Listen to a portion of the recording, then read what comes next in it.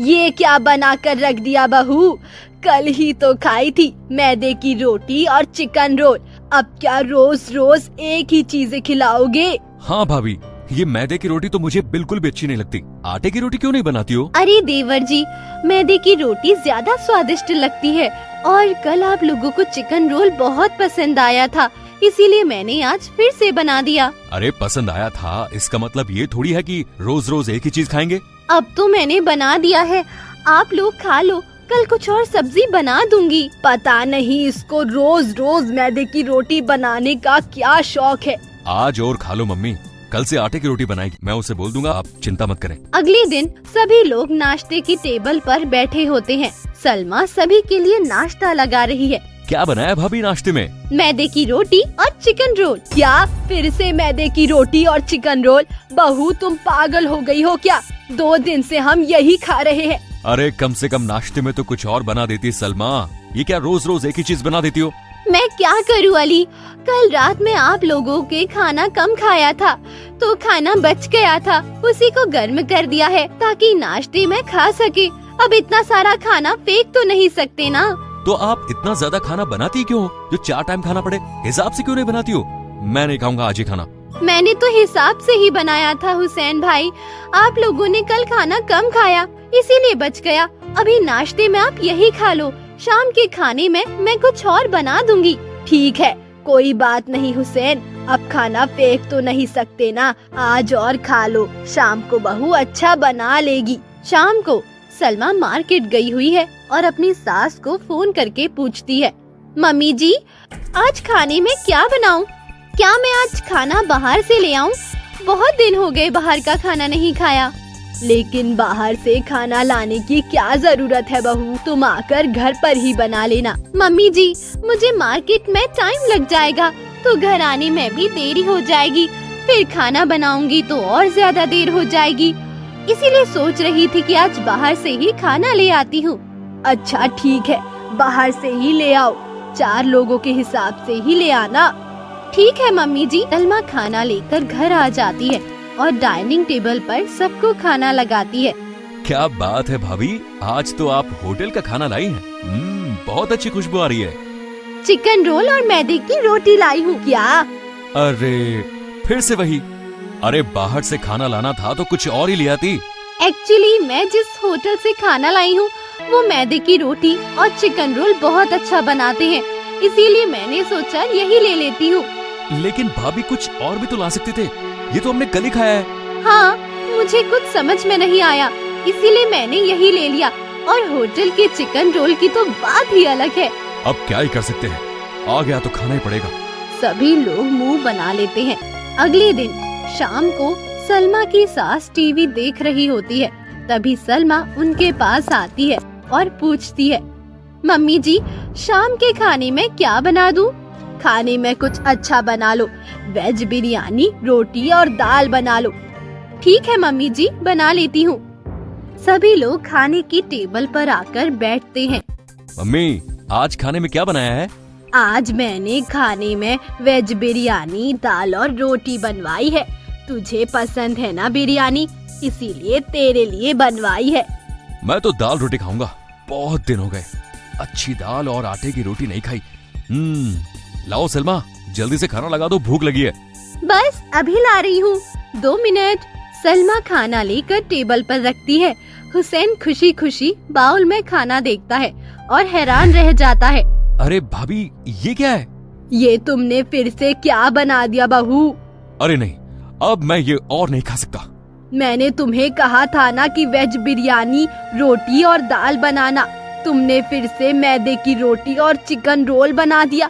जी mummy जी, असल में आटा खत्म हो गया था, इसीलिए मुझे मैदे की ही रोटी बनानी पड़ी। और बिरयानी तो चावल की बनती है और डॉक्टर कहते हैं कि रात में चावल नहीं खाना चाहिए, इसीलिए मैंने बिरयानी नहीं बनाई। और फिर चिकन भी बचा हुआ था। तुम्हारी हमसे क्या दुश्मनी है बहू, जो तुम रोज रोज हमें मैदे वाला खाना खिलाती रहती हो? हाँ भाभी, हमने ऐसा कौन सा पाप किया है जिसकी वजह से आप हमें रोज एक ही खाना खिलाती हैं? कल रात में भी तुमने यही खिलाया था सलमा, और अब खाने में भी तुम चाहती क्या हो? आप लोग कैसी बातें कर रहे हैं?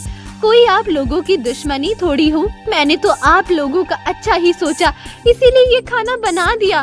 बहू प्लीज प्लीज, तुम हम लोगों का अच्छा सोचना छोड़ दो। तुम हमारा बुरा सोचो और हमें इस खाने के अलावा कोई दूसरा खाना खिलाओ। ठीक है मम्मी जी, अगर ऐसी ही बात है तो कल से आप जो बोलेंगी मैं वही खाना बना दूंगी। लेकिन आज तो आप लोगों को यही खाना खाना पड़ेगा, वरना खाना वेस्ट हो जाएगा। सलमा की सास, पति और देवर अपना सिर पकड़ लेते हैं। अगले दिन सलमा की सास जोर जोर से दर्द से चिल्ला रही होती है। सलमा और उसका पति दौड़कर सास के कमरे में जाते हैं। आ, आ, आ, अली, सलमा, कहाँ हो तुम लोग? मुझे बहुत दर्द हो रहा है। आपको क्या हो गया मम्मी जी? मम्मी जी, आप ठीक तो है ना? क्या हुआ मम्मी? आपको क्या पेट में दर्द हो रहा है? आपकी तबीयत ठीक है? नहीं अली, मेरी तबीयत ठीक नहीं लग रही है। मुझे पेट में बहुत ज्यादा दर्द हो रहा है। तभी सलमा के देवर की भी उल्टियाँ करने की आवाजें आती है। अली और सलमा दौड़कर अपने देवर के पास जाते हैं। क्या हुआ हुसैन तुम्हें? तुम उल्टे क्यों कर रहे हो? तुम्हारी तबीयत तो ठीक है ना? नहीं भाई, मुझे लग रहा है मेरी तबीयत ठीक नहीं है। अरे पेट में भी दर्द है और बहुत उल्टियाँ हो रही है। लगता है मुझे डॉक्टर को ही बुलाना पड़ेगा। इधर तुम्हारी तबीयत खराब है, उधर मम्मी की। कुछ देर बाद डॉक्टर आता है। सलमा की सास और उसके देवर का चेकअप करता है। आपने कल खाने में क्या खाया था? मैदे की रोटी और चिकन रोल। और दिन के खाने में? मैदे की रोटी और चिकन रोल। कल सुबह नाश्ते में क्या खाया था? डॉक्टर हैरान रह जाता है। और परसों रात खाने में? मैदे की रोटी और चिकन रोल। हमारी बहू हमें रोज यही खाना खिलाती है डॉक्टर साहब। हम तो परेशान हो गए हैं इसके हाथ का खाना खा खा कर। अच्छा, तो ये बात है। यही वजह है कि आप लोग बीमार हो गए हैं। अरे रोज रोज मैदा खाना अच्छी बात नहीं होती। इससे पेट में मैदा जम जाता है और पेट दर्द, उल्टी और कुपच की समस्या हो जाती है। तो डॉक्टर साहब, मेरी मम्मी और भाई की तबीयत मैदा खाने की वजह से खराब हुई है? जी हाँ, आप लोग लगातार रोज मैदा खाते हैं तो तबीयत तो खराब होगी ही ना। मैदा सेहत के लिए अच्छा नहीं होता, कभी कभी चलता है, लेकिन हर रोज आप यही खाएंगे तो बीमार पड़ना तो लाजमी है। सभी लोग हैरान रह जाते हैं और सलमा की तरफ गुस्से में देखते हैं। देखा सलमा, तुमने, तुम्हारी लापरवाही की वजह से आज सभी बीमार पड़ गए। मैं तो इसे हमेशा ही मना करती थी कि मैदे की रोटी मत बनाया कर, लेकिन ये सुनती ही नहीं है। अब देख लिया ना इसका नतीजा। देखा भाभी, आपने रोज रोज आपके चिकन रोल और मैदे की रोटी खिलाने की वजह से हमारी क्या हालत हो गई। कम से कम अब तो आप हमें कोई दूसरा खाना बनाकर खिलाएंगे या नहीं? मुझे माफ कर दीजिए आप लोग। मेरी गलती की वजह से आप लोग बीमार पड़ गए, लेकिन अब ऐसी गलती नहीं होगी। अब मम्मी जी आप जो बोलेंगी मैं वही खाना बनाया करूंगी। कुछ दिन बाद, 4-5 दिन बाद सलमा की सास और उसके देवर की तबीयत ठीक हो जाती है और वो लोग डाइनिंग टेबल पर खाना खाने बैठते हैं। भाभी, आज खाने में क्या बनाया है? खाने की खुशबू तो बहुत अच्छी आ रही है बहू, जल्दी से खाना ले आओ, बहुत भूख लगी है। सलमा खाना लेकर आती है और डाइनिंग टेबल पर रखती है। क्या बात है, क्या बनाया है आज खाने में तुमने? मैदे की रोटी और चिकन रोल। अरे फिर से? सलमा के मुंह से बात सुनकर सभी हैरान रह जाते हैं और अपना सिर पकड़ लेते हैं। कोलघाट गांव के सरकारी हॉस्पिटल में एक महिला चादर ओढ़े हॉस्पिटल के अंदर घूम रही थी। तभी वो एक कमरे में आती है जहां बेड पर एक महिला अपनी छोटी बच्ची के साथ सोई हुई थी। चलो चुपके से इस बच्ची को चुरा कर ले चलती हूँ। वो महिला जिसने काली चादर ओढ़ रखी थी, वो चुपके से हॉस्पिटल में लेटी महिला के पास आती है और उसकी बच्ची को उठाकर ले जाने लगती है। तभी बेड पर सोई वो महिला नींद से जाग जाती है। ये कौन है मेरी बच्ची? उस महिला की आवाज सुनकर वहाँ हॉस्पिटल के सारे स्टाफ वाले आ जाते हैं और उस बच्चे चुराने वाली महिला को पकड़ लेते हैं। बच्ची चुराती है, मारो इसे। सब उस बच्चा चोर महिला को बेरहमी से पीटने लगते हैं। जैसे तैसे वो महिला अपनी जान बचाकर हॉस्पिटल से भागकर दूर एक जगह आती है। आह आह बाप रे कविता, आज तो तू बच गई। बच्चा चुराने वाली इस महिला का नाम कविता है। तभी कविता दौड़ते हुए उसी गांव में एक छोटे से घर में आती है, जहां घर में कविता के गरीब सास ससुर, शालिनी, विकास, पति रमेश और नंद मानवी थी। कविता का पति दरवाजे के पास ही शराब के नशे में धुत पड़ा रहता था। ये मनहूस कहेगी, कहाँ गई थी? कहीं नहीं जी। मनहूस कही की, जा हम सबके लिए खाना बना। माँ जी, अभी थोड़ी देर पहले ही तो हम सबने खाना खाया। तभी रमेश कविता को पीटने लगता है। नहीं रमेश जी।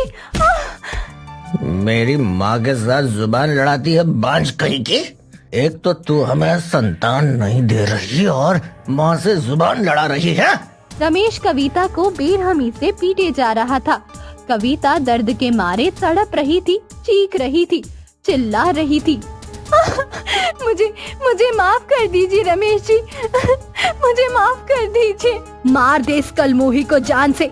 जब से ये इस घर में आई है, पूरे घर में इसने मनुष्यत फैला रखी है। बाज कही की, एक संतान तक नहीं दे रही है ये हमें।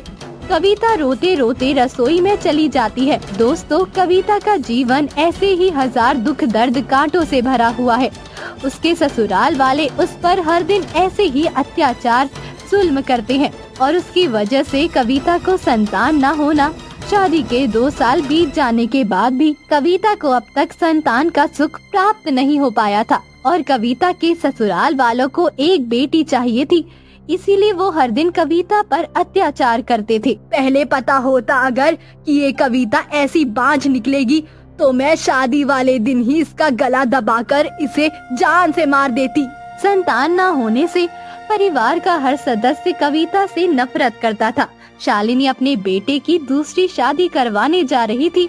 शालिनी और उसके परिवार वाले बड़ी गरीबी में अपना जीवन बिता रहे थे। अगले दिन रमेश अपने काम पर चला जाता है। रमेश उसी गांव में मजदूर मिस्त्री का काम करता है। अगर रमेश जी की दूसरी शादी हो गई तो मैं कहाँ जाऊंगी? नहीं, मुझे जल्दी से किसी की बच्ची चुरा कर लाना होगा। रमेश जी, माँ जी और सबको जब एक बेटी मिल जाएगी तो वो रमेश जी की दूसरी शादी नहीं कराएंगे। रमेश दूसरी शादी ना करे, इसीलिए कविता हर बार हॉस्पिटल से दूसरों की बेटियां चुराने में लगी रहती है। कविता एक अनाथ है। बहरहाल इसी तरह दिन प्रतिदिन बीतने लगे। एक शाम कविता वापस सरकारी हॉस्पिटल में आती है। वहाँ एक महिला ने कल ही एक बेटी को जन्म दिया था। बस किसी तरह ये बच्ची मेरे हाथ आ जाए। तभी कविता कमरे के अंदर आती है और उस छोटी नन्ही बच्ची को लेकर वहाँ से भाग जाती है। रात का समय कविता उस बच्ची को लेकर अपने घर आती है। वो बच्ची जोर जोर से रो रही थी। उस बच्ची की रोने की आवाज पड़ोस के घरों तक जा रही थी। ये किसकी बच्ची लेकर आ गई तू? ये मेरी बेटी है माँ जी, आज से मैं इसका पालन पोषण करूँगी। शालिनी बहन के घर से बच्ची के रोने की आवाज, उनकी तो बहू बाज है ना। अगले दिन अले ले नहीं मेरी बच्ची। ये किसकी बच्ची ले आई तू? ये अपनी बेटी है रमेश जी, देखिए कितनी प्यारी है ये। माँ, ये जो भी हो पर बच्ची है बड़ी प्यारी। ला बहू, इसे मेरी गोद में दे। शालिनी उस बच्ची को लेकर उसके साथ खेलने लगती है। अब धीरे धीरे पूरे परिवार उस बच्ची के साथ खेलने में लग जाता है। बच्ची के आने से शायद अब रमेश जी दूसरी शादी नहीं करेंगे। इधर हॉस्पिटल से बच्ची चोरी होने की खबर पूरे गांव में फैल जाती है। तभी ये बात शालिनी की पड़ोसन मेनका के कानों तक आती है। तभी मेनका उस बच्ची के घर जाती है और उस बच्ची के पिता सुनील और पुलिस को लेकर शालिनी के घर आती है। ये सुनकर सब दंग रह जाते हैं। तुम लोग मासूम बच्चों को चुराने का काम करते हो? नहीं साहब, नहीं। चल तेरी हेकड़ी तो हवालात में निकालता हूँ मैं। पर मैंने कुछ नहीं किया। अरे छोड़ो मेरे बच्चे को। पुलिस रमेश को ले जाने लगते हैं। पुलिस रमेश को लेकर चले जाते हैं और सुनील अपनी बेटी को। तभी शालिनी कविता को डंडे से पीटने लगती है। माँ, तू बच्ची को चुरा कर लाई थी, तेरी वजह से आज मेरा बच्चा जेल में चला गया। नहीं माँ जी, मुझे दर्द हो रहा है। दूसरे की बच्ची चुराती है, आज मैं तेरी चाल ले लूंगी। मनहूस कही की। शालिनी बेरहमी से कविता को पीटे जा रही थी। तभी मानवी भी कविता को पीटने लगती है।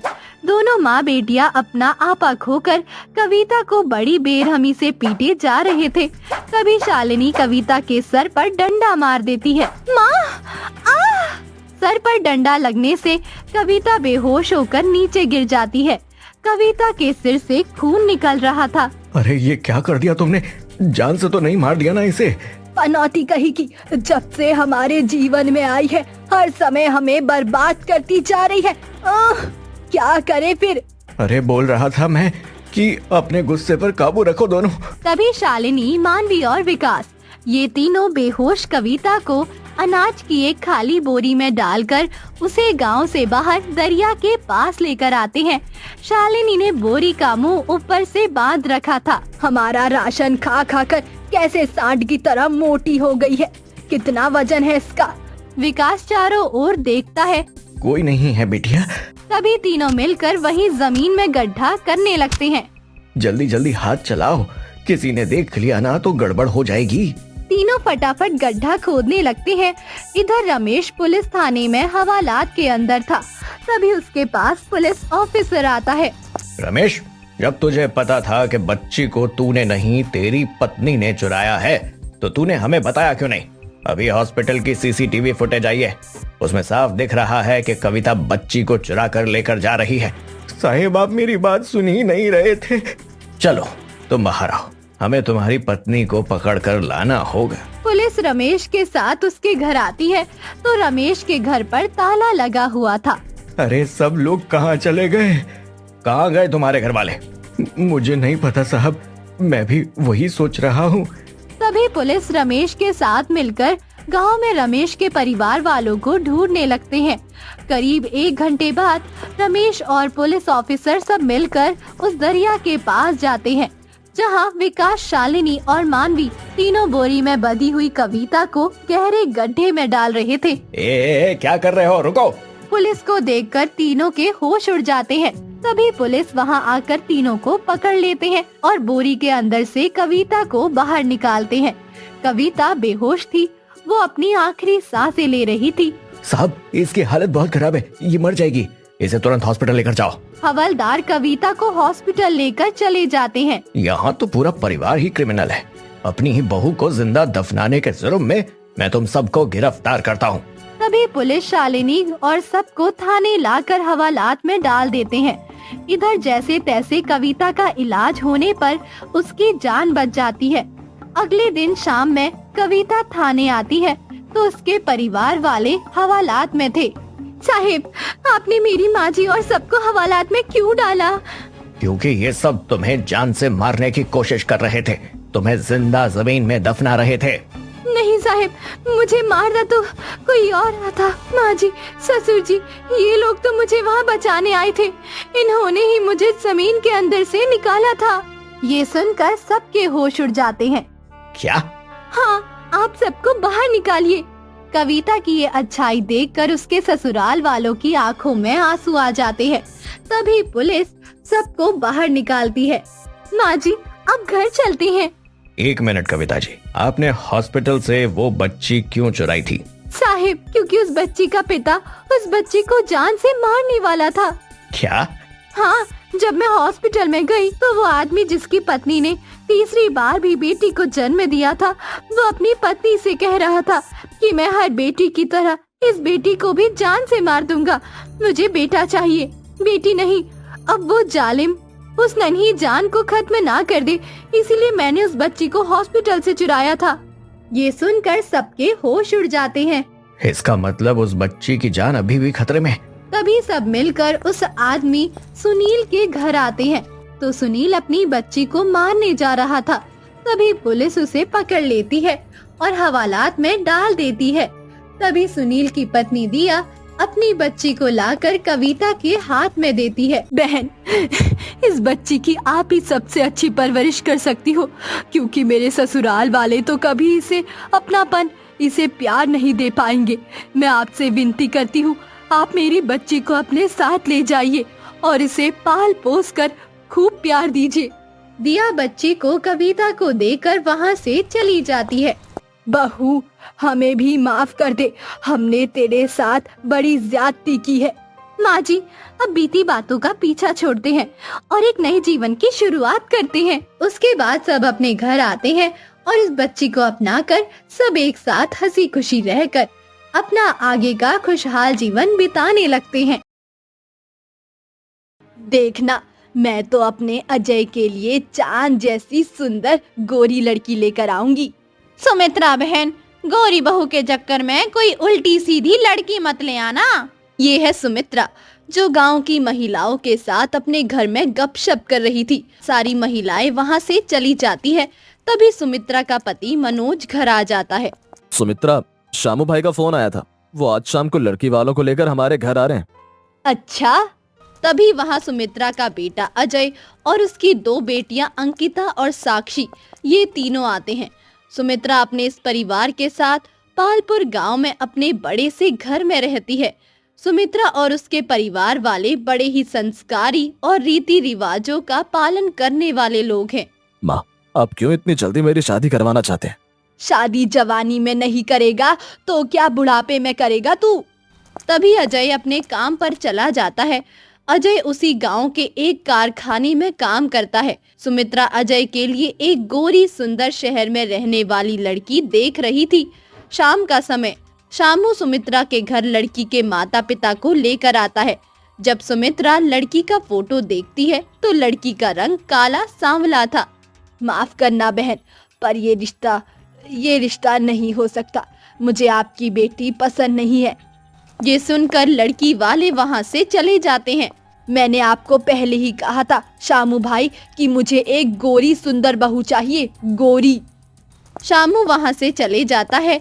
गोरी और शहर की निवासी लड़की के चक्कर में सुमित्रा अब तक कई सारे रिश्तों को मना कर चुकी थी। कुछ दिन बाद सुमित्रा की सहेली अजय के लिए शहर में रहने वाली एक दिशा नाम की गोरी सुंदर लड़की का रिश्ता लेकर आती है। दिशा का फोटो देखते ही सुमित्रा उसे पसंद कर लेती है। मुझे दिशा बहुत पसंद है, दिशा ही मेरे घर की बहू बनेगी। फिर क्या था, दिशा के माता पिता को भी अजय पसंद आ जाता है और कुछ ही दिनों बाद दिशा अजय की शादी हो जाती है।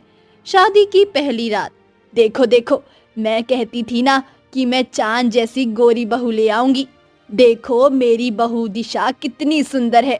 मान गए आपको सुमित्रा बहन, जैसी आपकी पसंद वैसी सुंदर आपकी बहू। सच में आपकी बहू तो चांद का टुकड़ा है, टुकड़ा। ऐसी सुंदर बहू तो पूरे गांव में किसी की नहीं होगी। बड़ी भाग्यशाली हो आप सुमित्रा बहन, जो आपको इतनी सुंदर बहू मिली। थोड़े समय बाद सारी महिला वहां से चली जाती है। तभी अजय दिशा को अपने कमरे में लेकर आता है। बाप रे, इस दुल्हन की ड्रेस में तो मेरा दम घुटने लगा है।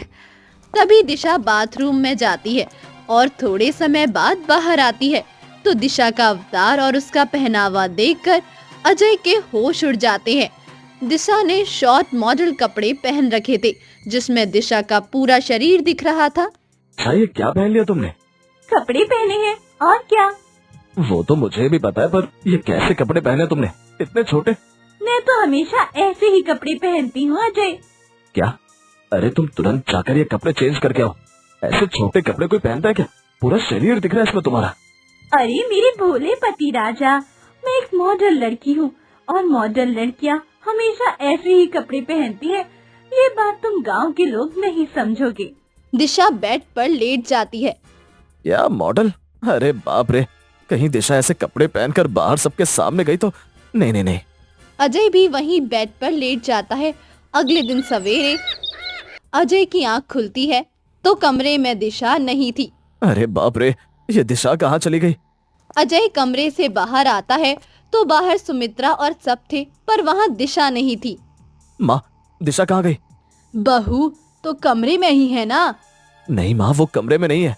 अच्छा, तो रसोई में होगी। नहीं भाभी, रसोई में भी नहीं है। तो फिर सवेरे सवेरे बहू कहाँ चली गई? तभी बाहर से लोगों के शोर की आवाज आती है। ये शोर कैसा? सब बाहर आते हैं तो बाहर का नजारा देखकर सबकी आंखें फटी की फटी रह जाती है। ये क्या? बाहर आंगन में दिशा शॉर्ट कपड़े पहनकर एक्सरसाइज कर रही थी। अरे क्या जवानी है मैडम जी आपकी, एकदम कयामत ढा रही हो। अरे क्या चीज है यार ये। सब लड़के दिशा पर ऐसे ही कमेंट्स पास कर रहे थे। ए, तुम्हारे घर में माँ बहन नहीं है क्या? चलो भागो यहाँ से। अजय सबको वहाँ से भगा देता है। तभी आस पड़ोस वाली महिलाएं वहाँ आती है। आय हाय सुमित्रा बहन, आपकी बहू तो कितनी बेशर्म है। इसमें शर्म क्या लिहाज नाम की कोई चीज नहीं है। देखो तो सही, कैसी आधी आधी चड्डी पहनकर पूरे मोहल्ले के सामने तमाशा कर रही है ये। सब सुमित्रा की बहू का ये बेशर्मों वाला अवतार देखकर तरह तरह की बातें करने लगते हैं। बहू, ये क्या तमाशा लगा रखा है तूने? तुरंत घर में जाकर सलवार सूट पहन कर आ। बहू, तुझ में शर्म हया नाम की चीज है कि नहीं? अरे अरे, ये क्या ड्रामा लगा रखा है सबने। यार, क्या अजीब पागल लोग हो आप सब।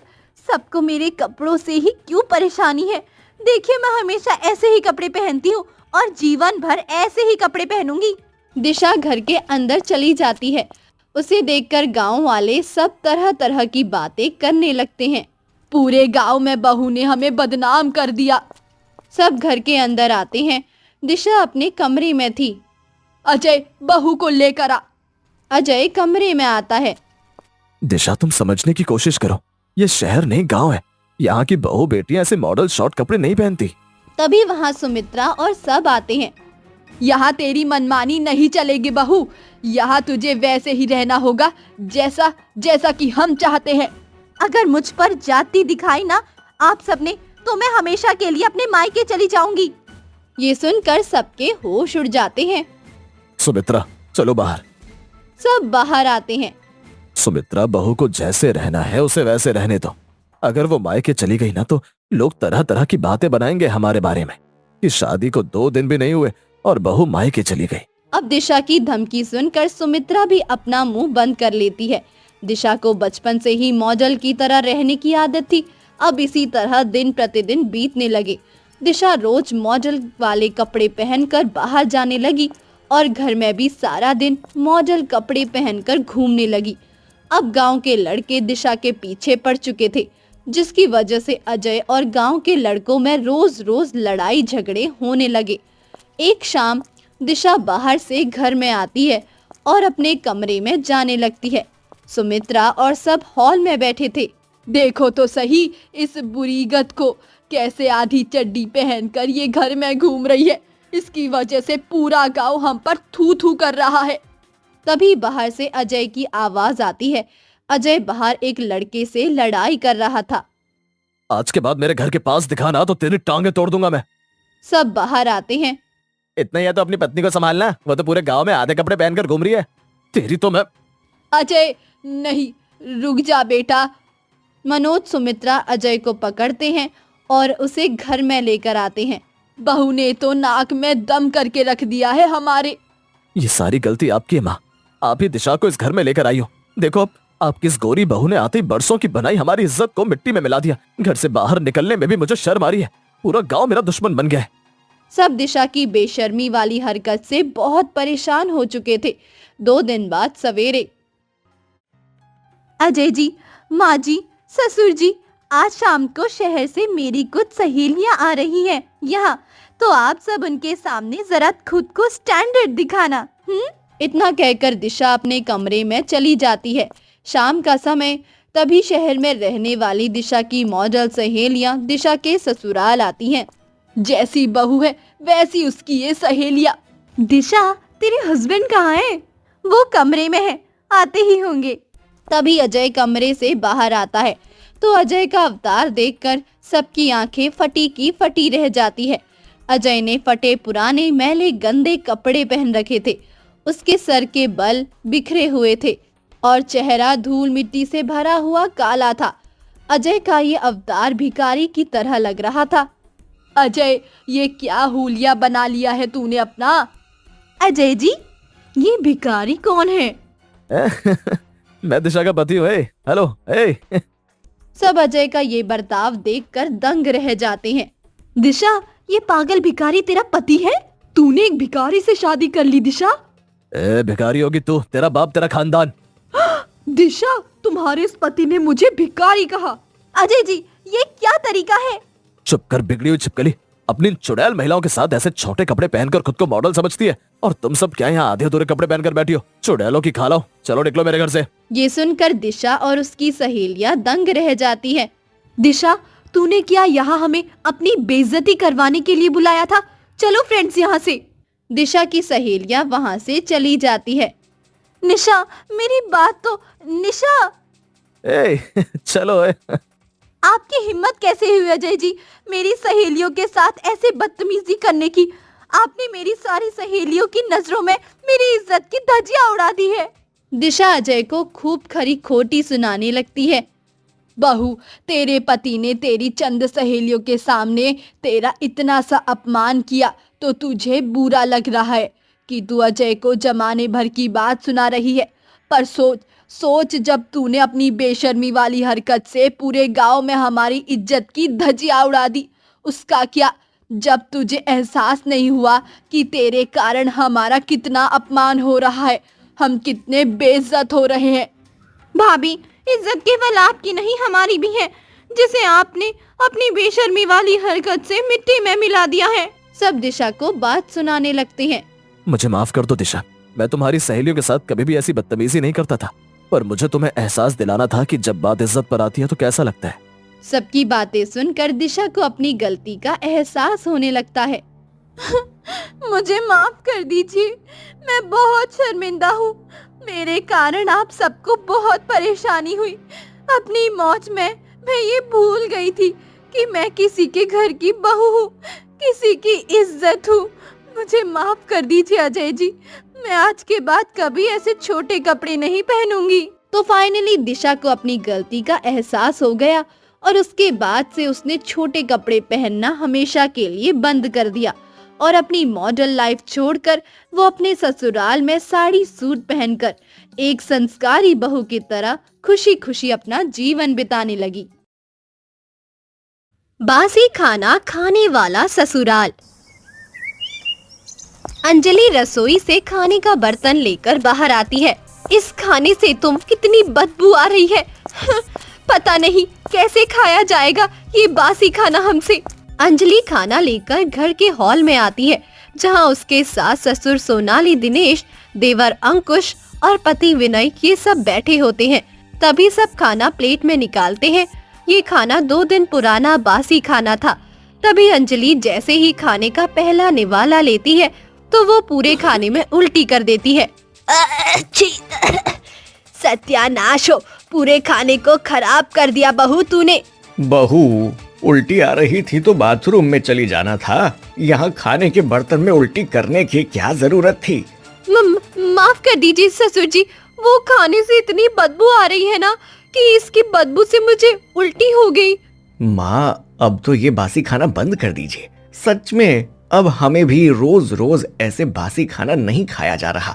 ओहो जोरू के गुलाम, बचपन से तो तू यही बासी खाना खाता आ रहा है। अब तक तो तुझे कोई शिकायत नहीं थी खाने से, फिर अचानक पत्नी के आने से कैसे तुझे बासी खाने से तकलीफ होने लगी। बहू, ये सब साफ कर और जल्दी दूसरा खाना लेकर आ। अंजलि तुरंत सब साफ करके रसोई में आती है तो रसोई में एक बड़े से बर्तन में कहीं सारा बासी खाना रखा हुआ था। पता नहीं क्यों मैं इस घर में शादी करके आ गई। जब से मैं यहाँ आई हूँ मैंने अच्छा खाना तक नहीं खाया। अंजलि पालपुर गांव में अपने ससुराल में रहती है। 2 दिन पहले ही अंजलि इस घर में शादी करके आई थी। अंजलि की सास और उसके ससुराल वाले बड़े ही कंजूस और मक्खी चूस किस्म के लोग हैं। अंजलि के ससुराल वालों ने हमेशा से बासी खाना ही खाया है। उनके घर सवेरे कई सारा खाना बनता है और उसी खाने को सब 2 दिन तक खाते हैं। थोड़े समय बाद विनय और अंकुश अपने काम पर चले आते हैं। दोनों एक कारखाने में काम करते हैं। बहू, खाना कितना बचा है रसोई में? आज के हिसाब से काफी खाना बचा है माँ जी। ठीक है, कल सवेरे 2 दिन के हिसाब का खाना बना लेना। अगले दिन अंजलि रसोई में खाना बना रही थी। इस दुनिया में ऐसे भी पागल लोगों की भर्ती भरी हुई है, ये अब जाकर पता चला मुझे। चलो थोड़ा ताज़ा खाना खा लेती हूँ, वरना इसके बाद तो ये खाना बासी हो जाएगा और फिर 2 दिनों तक हमें यही खाना खाना होगा। तभी सोनाली वहाँ आ जाती है। एक बात कान खोल कर सुन ले बहू, इस रसोई में कितना राशन भरा हुआ है इस बात की मुझे पूरी खबर है। इसके लिए चुपके से ताज़ा खाना बनाकर खाने की कोशिश मत करना। अगर तूने ऐसा किया ना तो तुझे 8 दिनों तक इस घर में खाना नहीं खाने दूंगी मैं, समझी? सोनाली बाहर चली जाती है। बनो मेरी जान के दुश्मन बनो, मेरे अरमानों के दुश्मन बनो। यही गलती हो गई ना मुझसे कि मैं इस घर में शादी करके आ गई। अब गलती की सजा तो भुगतनी ही पड़ेगी ना मुझे। अंजलि भी अपनी सास के इस बर्ताव से परेशान हो चुकी थी। अब इसी तरह दिन प्रतिदिन बीतने लगे। अब रोज रोज बासी खाना खाने की वजह से अंजलि को भी कभी कभी पेट में दर्द की समस्या होने लगी, तो कभी उसका पेट खराब होने लगा। एक शाम अंजलि विनय के साथ अपने कमरे में थी। विनय जी, हम इस दुनिया के सबसे गरीब लोग तो नहीं है ना, फिर माँ जी क्यों हर चीज में इतनी कंजूसी करती हैं? माँ ऐसी ही है अंजलि, हम बचपन से माँ का कहर सहते आ रहे हैं। गर्मी का मौसम है, ऐसे में खाना जल्दी बासी हो जाता है और गर्मी के मौसम से बासी खाना सेहत के लिए हानिकारक होता है। आप समझिए ना, माँ जी को समझाइए ना कि वो बासी खाना खाना बंद कर दे। मैं नहीं बाबा नहीं, माँ को कुछ बोलने की हिम्मत तो पिताजी में भी नहीं है, तो मैं कैसे माँ को कुछ बोलूं? वो तो मुझे घर से ही निकाल देंगे। पूरा परिवार सोनाली के कहर से परेशान था। एक शाम अंजलि रसोई में थी, तभी वहाँ सोनाली आ जाती है। बहू, मुझे बहुत भूख लगी है, मुझे खाना दे दे। तुम सब विनय अंकुश के आने के बाद खा लेना। सोनाली वहाँ से चली जाती है। भूख लगी है, अब देखिए माँ जी, मैं आपको आज ऐसा खाना खिलाऊंगी कि आप जीवन में कभी भी बासी खाना खाना तो दूर, बासी खाने का नाम भी नहीं लेंगी। तभी अंजलि थाली में 2 दिन पुराना बासी खाना निकालती है और उसमें पेट खराब होने वाली थोड़ी सी दवाई मिलाती है। जब निकलेगी माँ जी के नीचे से पुर्निया, तब जाकर आएगी उनकी अकल ठिकाने। और वो थाली लेकर बाहर सोनाली के पास आती है। लीजिए माँ जी खाना। थोड़े समय बाद सोनाली सारा खाना खाकर अपने कमरे में चली जाती है। अब आएगा मजा, जब माँ जी की रात की नींद होगी खराब। रात का समय विनय अपने कमरे में अपनी पगार के पैसे गिन रहा था। विनय जी, कुछ पैसे मुझे दीजिए ना, मैं बाहर जाकर थोड़ा अच्छा खाना खा कर आऊंगी। बासी खाना खा खा कर मेरे मुंह का स्वाद ही बिगड़ चुका है। बिल्कुल नहीं अंजलि, अगर इन पैसों में से 1 पैसा भी कम हो गया ना तो माँ मेरी जान ले लेगी। मुझे पूरी पगार माँ को देनी पड़ती है। क्या मुसीबत है ये, इस घर में हर चीज में माँ जी अपनी टांग अड़ाती है। पता नहीं कब मुझे माँ जी के कहर से छुटकारा मिलेगा। अंजलि गुस्से में सो जाती है। इधर सोनाली ने पेट खराब मिली दवाई का जो खाना खाया था, उसकी वजह से उसका पेट दर्द से ज्यादा खराब हो चुका था। वो 1 घंटे से 10 बार शौचालय जाकर आ चुकी थी। बाप रे, मैं पूरा शरीर खाली हो गया आज तो। क्या हुआ सोनाली, इतने बार बार शौचालय क्यों जा रही हो? तुम्हारी तबीयत तो ठीक है ना? अरे मत पूछिए। तभी सोनाली को फिर से प्रेशर आता है और वो फिर से शौचालय में भाग जाती है। अब इसी तरह सोनाली पूरी रात भर शौचालय जाती आती रहती है, पर उसके पेट दर्द की समस्या दूर नहीं होती। अगले दिन सोनाली कमरे में जिंदा लाश की तरह पड़ चुकी थी और सब उसके पास खड़े थे। अरे अब तो उठा भी नहीं जा रहा मुझसे। माँ, आप डॉक्टर के पास चलिए ना, वरना आपकी हालत और खराब हो जाएगी। अरे हट, मैं नहीं जाऊंगी डॉक्टर के पास। बच्चे ठीक कह रहे हैं सोनाली। अरे मुझे नहीं जाना डॉक्टर के पास, बेवजह वो लंबा चौड़ा बिल निकाल लेगा। मैं तुलसी के पत्ते खा लूंगी तो ठीक हो जाऊंगी। कंजूसी कंजूसी कंजूसी, जब देखो तब कंजूसी करती रहती है ये। जा मर, मुझे क्या। सब वहाँ से चले जाते हैं। सोनाली ऐसे ही थी, वो अपना 1 पैसा भी फिजूल खर्च नहीं होने देती थी। जैसे तैसे कुछ दिनों बाद सोनाली ठीक हो जाती है। एक दिन सवेरे सोनाली और अंजलि रसोई में खाना बना रहे थे। बहू, पायल और दामाद जी आते ही होंगे, तू सामने ड्रॉप से मसाले का डिब्बा निकाल दे। अंजलि ड्रॉप से मसाले का डिब्बा निकालती है तो वो एक साल पुराना मसाला था। माँ जी, ये मसाला तो बहुत पुराना हो गया है, ये एक्सपायर हो चुका है। एक्सपायर वगैरह कुछ नहीं होता बहू, हम सालों से ऐसे ही मसाला खाते आ रहे हैं। पर माँ जी, ये सेहत के लिए ठीक नहीं है, और पायल बहन तो गर्भवती है ना, उन्हें इससे बहुत तकलीफ होगी। तू मुझे मत सिखा ये सब, ला इधर दे डिब्बा। पता नहीं ये बुढ़िया किस मिट्टी की बनी हुई है, इतनी ज्यादा पेट खराब दवाई मिलाने के बाद भी ये मरी नहीं। थोड़े समय बाद सोनाली की बेटी पायल और उसका पति रोहन सोनाली के घर आते हैं। दोनों पास के शहर में रहते हैं। पायल इस समय 7 माह की गर्भवती थी। तभी सोनाली पायल और रोहन की वही पुराने मसाले का खाना बनाकर खिला देती है। थोड़े समय बाद, अच्छा, अब मैं चलता हूँ। माँ जी, आप सब पायल का अच्छे से ख्याल रखिएगा, इसे डॉक्टर ने आराम करने के लिए कहा है। आप चिंता मत कीजिए दामाद जी, मैं इसका बहुत अच्छे से ख्याल रखूंगी। रोहन वहाँ से चला जाता है।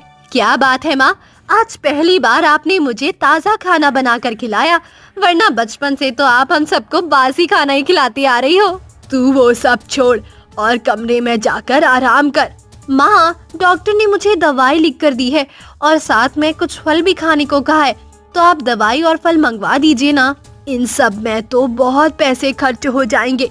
बिटिया, ये दवाई खाने से कुछ नहीं होता, ये सब डॉक्टर लोगों के पैसे खाने की चाल होती है बस। माँ, मैं इसीलिए यहाँ नहीं आ रही थी, मुझे पता है आप कितनी कंजूस हो। तभी अचानक अंजलि को उल्टियाँ होने लगती है। बहू को उल्टियाँ क्यों हो रही हैं?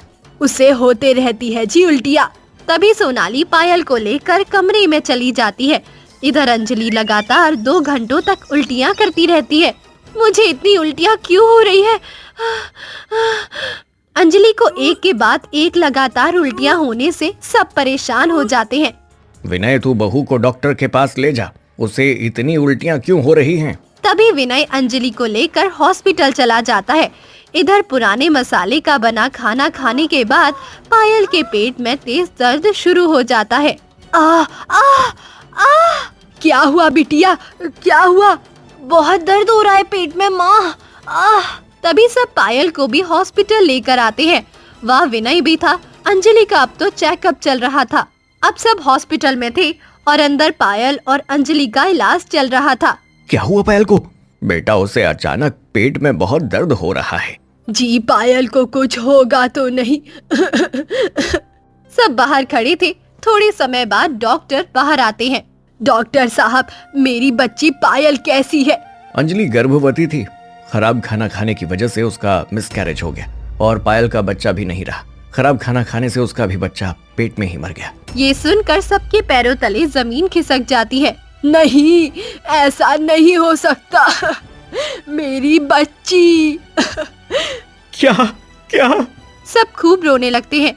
तभी वहाँ पायल की सास दादी मिनी आ जाती है और रोहन आते हैं। मैंने पहले ही कहा था तुझे पायल, तुझे अपना खास ख्याल रखना है। मुझे माफ कर दीजिए माँ जी। अब रह जीवन भर अपने मायके में। चल रोहन। रोहन दामिनी वहाँ से चले जाते हैं। ये देखकर पायल खूब रोने लगती है। कुछ दिनों बाद सब घर में थे। मेरा संसार उजड़ गया, मेरा बच्चा चले गया। ये सब आपकी वजह से हुआ है माँ जी। मैंने आपको मना भी किया था कि उस पुराने मसाले से आप खाना मत बनाइए, पर आपने मेरी एक नहीं सुनी और मेरा और पायल का बच्चा। मुझे माफ कर दो बहू, मुझसे गलती हो गई। तभी सब सोनाली को खूब खरी खोटी सुनाते हैं। उसके बाद सोनाली को अपनी गलती का एहसास हो जाता है और वो हमेशा के लिए कंजूसी और बासी खाना छोड़ देती है।